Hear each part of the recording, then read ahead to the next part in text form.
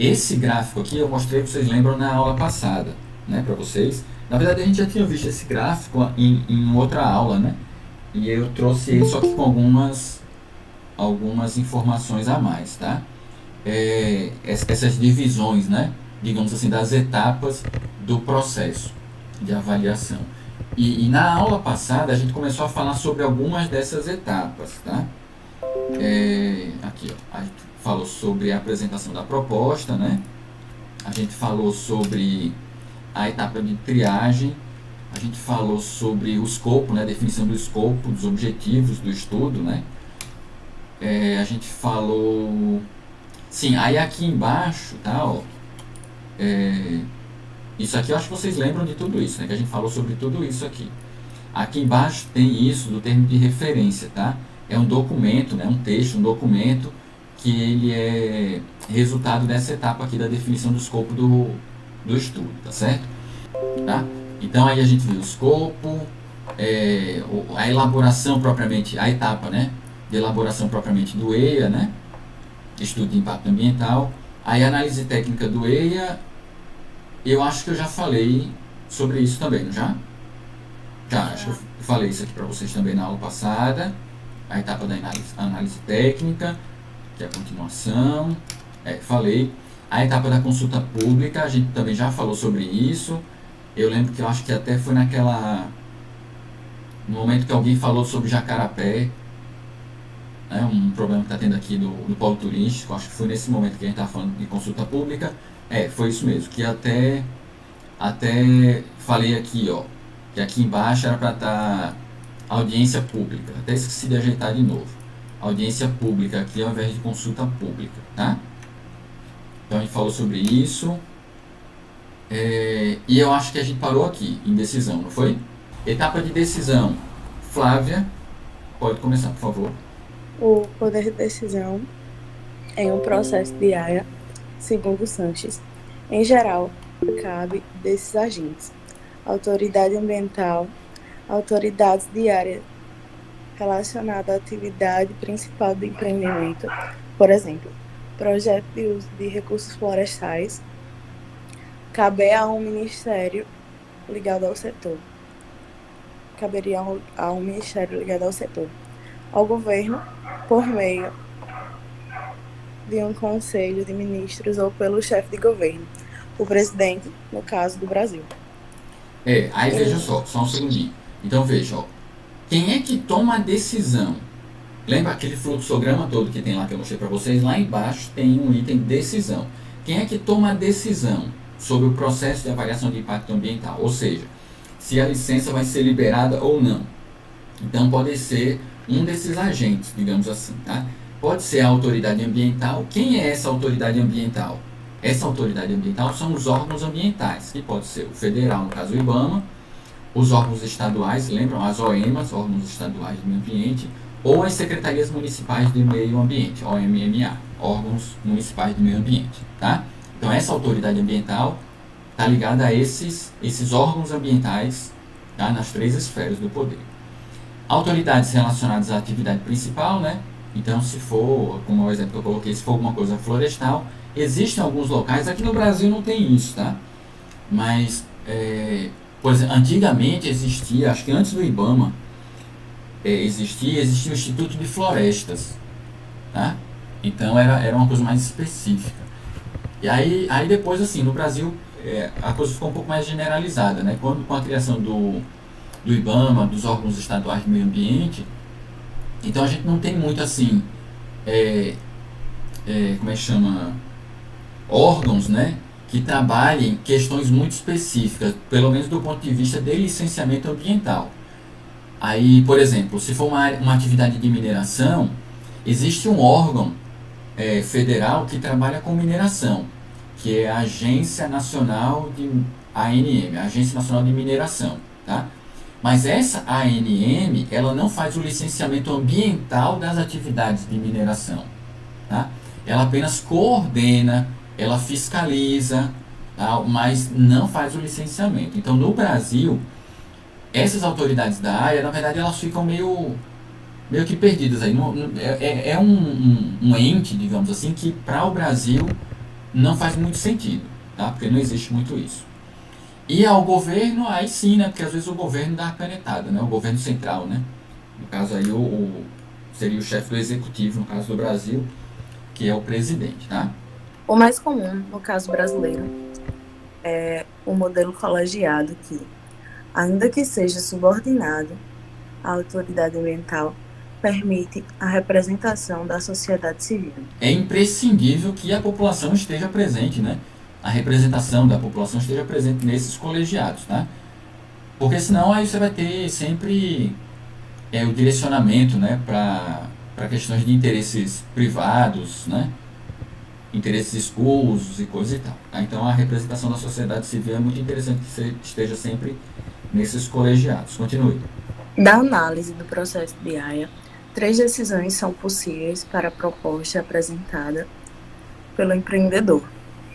Primeira, na autorização do empreendimento, licença negada, aprovação sem condicionantes, aprovação com condicionantes. Pode ocorrer também um processo imperativo, ou seja, o retorno a etapas anteriores para efetuar modificações e complementações dos estudos visando adequá-los às exigências legais e normas vigentes. Exatamente. Tá? Então, ó, só tem 3 coisas que podem acontecer durante o processo, na finalização do processo da avaliação. Tá? Ou a licença é expedida pelo órgão ambiental, ou ela é negada, e no caso dela ser expedida, ela pode ser expedida com ou sem condicionantes. Tá? O que são esses condicionantes? É assim, tá, beleza, eu vou liberar a licença, mas, são os mais da vida, né? Mas você, o empreendedor, vai ter que fazer isso, isso e aquilo, se comprometer a fazer isso, isso e aquilo, no seu projeto, no seu empreendimento. Caso, aí a gente vai ver depois, né? Caso o empreendedor ele não faça, não atenda a esses condicionantes, a licença pode ser suspensa, tá? Então, no final do processo, só pode acontecer 3 coisas, que são essas 3 coisas que estão aí nesses 3 tópicos, tá certo? Que estão aí no final do slide, tá? E aqui é aquela história, né? Ao final do processo, ao final não, ao longo do processo pode acontecer também esse ciclo, né? Essa movimentação, tá?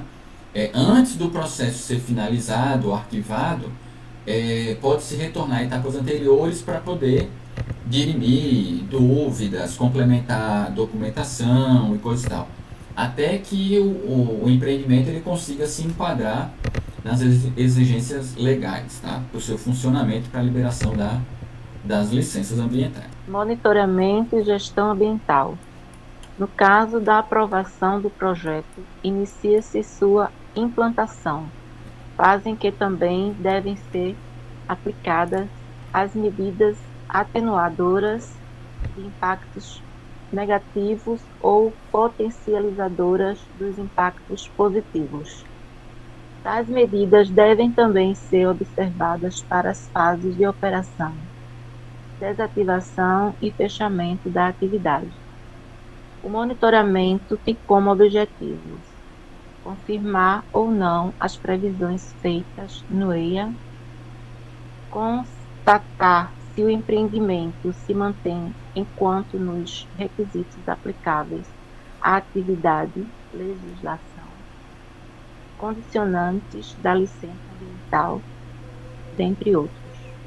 Atentar para a necessidade de ajustes e correções no plano quando necessário.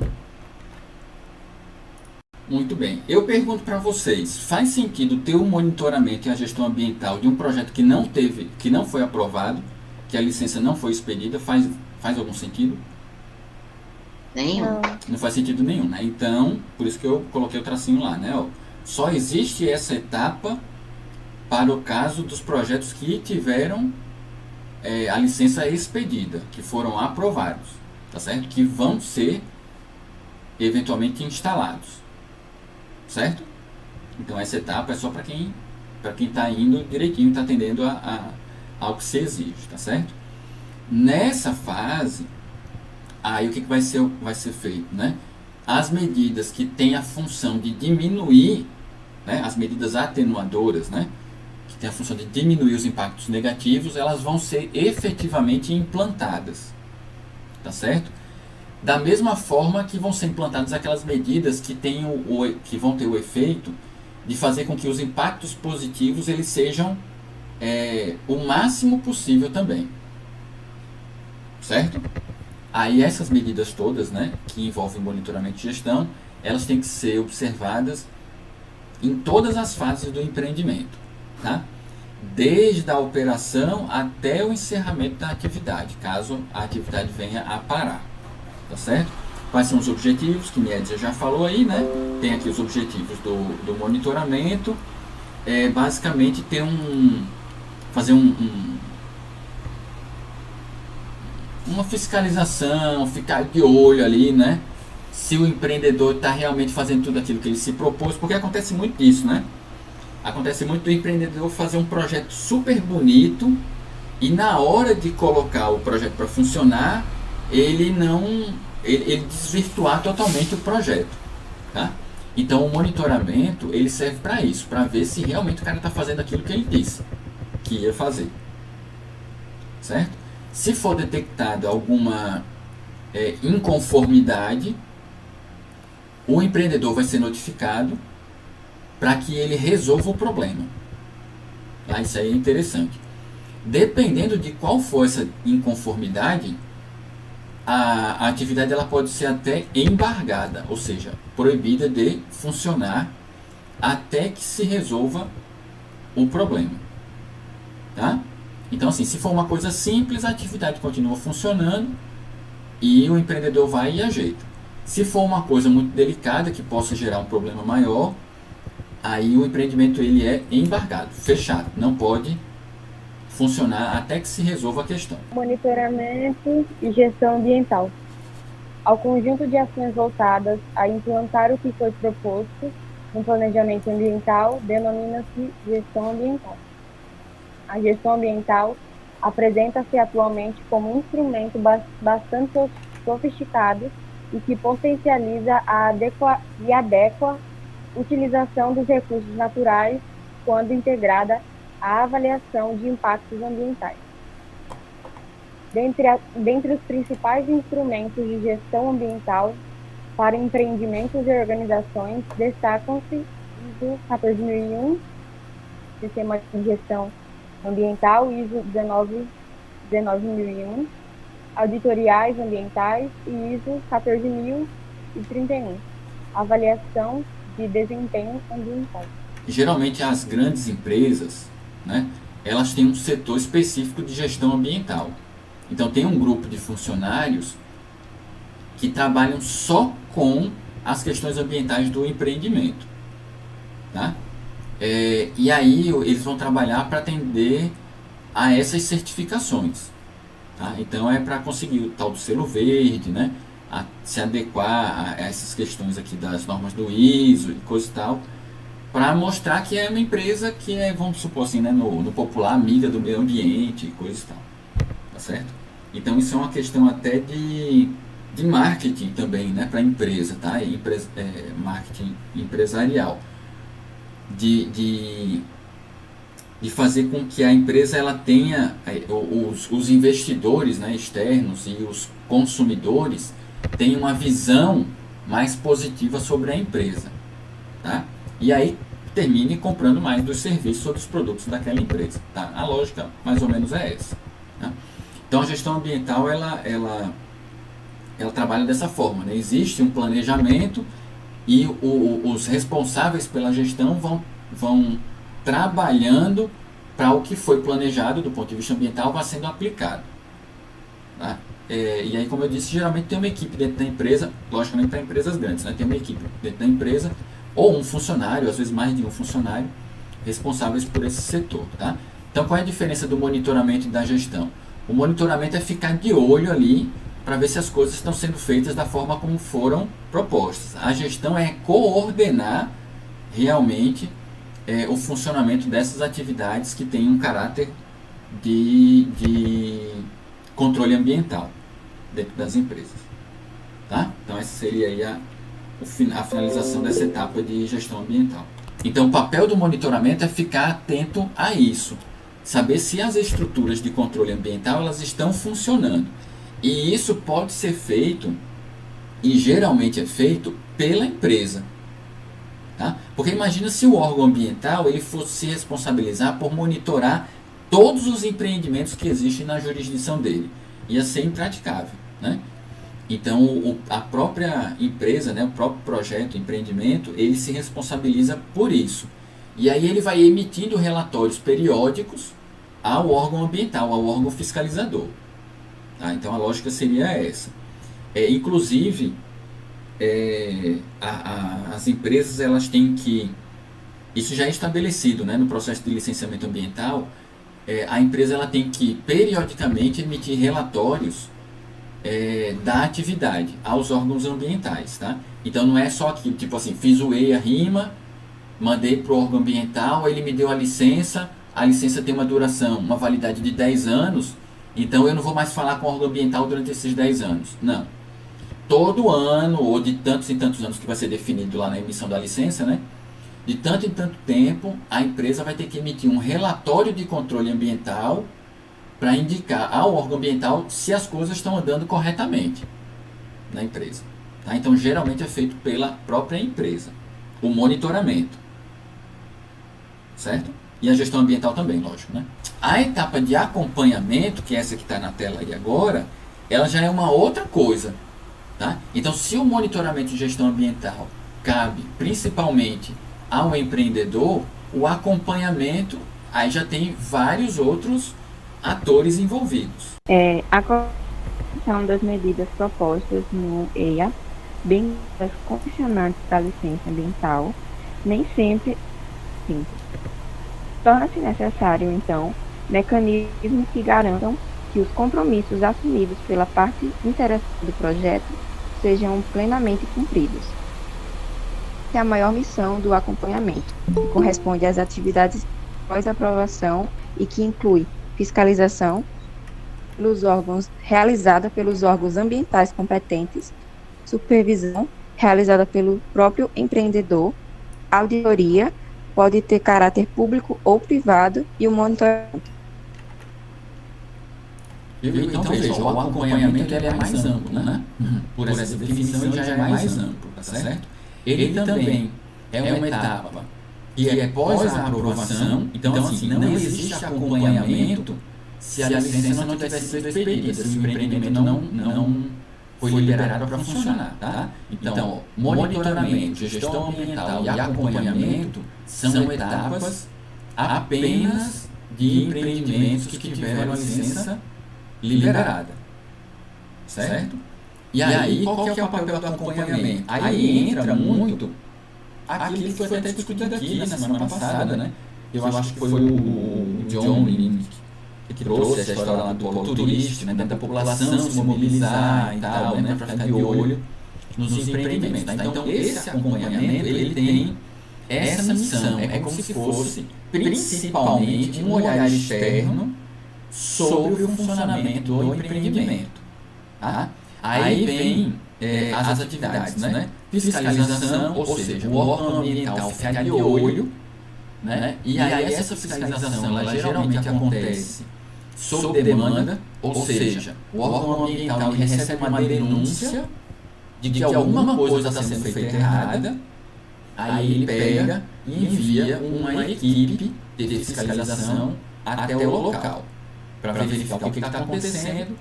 Se for detectado que tem algo errado realmente, aí a fiscalização vai autuar a empresa, tá?